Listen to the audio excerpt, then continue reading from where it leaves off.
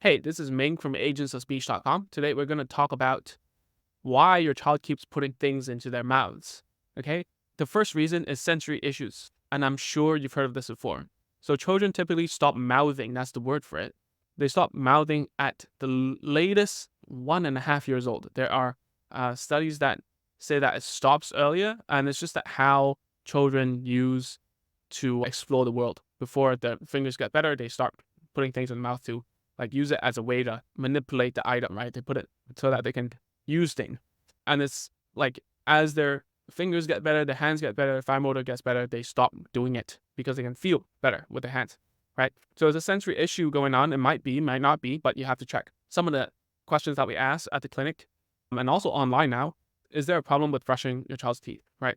Is it like really sensitive, number one, or is that they really like it? They really like it, the sensation there, right? You have to look into it and see which one it is, okay? And sometimes there's going to be a mix. There are parts where inside the mouth, there's parts where it's a little bit too sensitive, the parts where they're totally numb to it. So it's a mixed sensitivity a lot of times if it is a sensory issue. And this is just from my experience, I'm just telling you. If you want to know how we usually check it out, you can check out the sensory stuff. I have it recorded inside of www.agentsofspeech.com/course. We have this course called Speech Disorder Crash Course, and I demonstrate how to use and normalize the sensory issues there.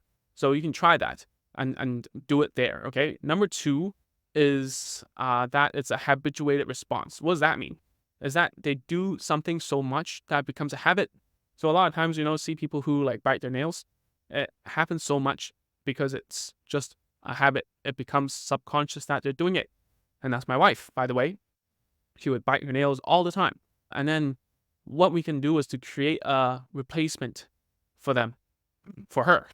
And what would work is like you can get a fidget toy, you can get something to reduce that. And for children who are mouthing, right, it would be to give them something that's appropriate to put in the mouths. It could be just a snack or just a tooth set or like a chewy tube, that kind of thing. Is it totally acceptable and appropriate? No. But at the same time, it's a step towards what is appropriate. Okay. So what we can do is like we can give them something that is slowly replacing that behavior and moving it towards something else.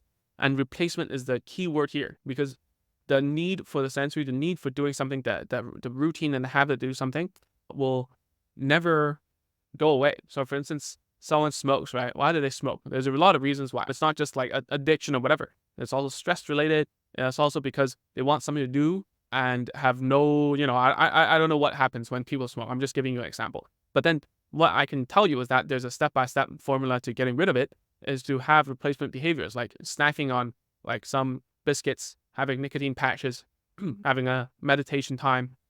All these things will help get to the real cause and also help them get rid and find a replacement behavior. So knowing these two things, these are the two reasons why children put things in their mouths, right? So what can you do? So the first thing is to get rid of the sensory issues.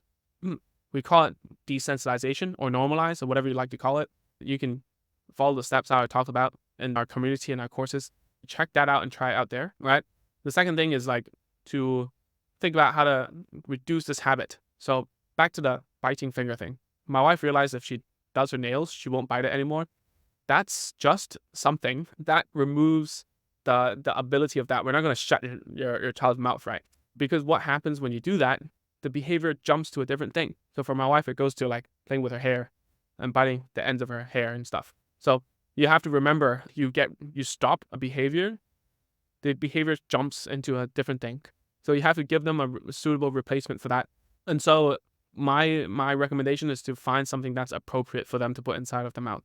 Okay, for now, and slowly remove that and think about how to reduce that slowly. Okay. And everyone's different. I cannot just give you a cookie cutter response here. And what I usually see is that if we deal with the sensory issues and we slowly fade out the replacement behavior, it usually works. Okay. So anyways, if you need more help about this and you want to ask other parents who have been through this, very easy. Just go to www.agentsofspeech.com. We have a community of parents and professionals there. There's like 10,000 people inside now. So if you go inside there, ask a question, check it out, search inside of the community. We have a bunch of free courses too, just for you to learn the basics of speech therapy and behavioral management. Go there and you won't be disappointed, all right? That's all for this week. Thank you so much for checking it out, and I'll see you in the next one. Bye.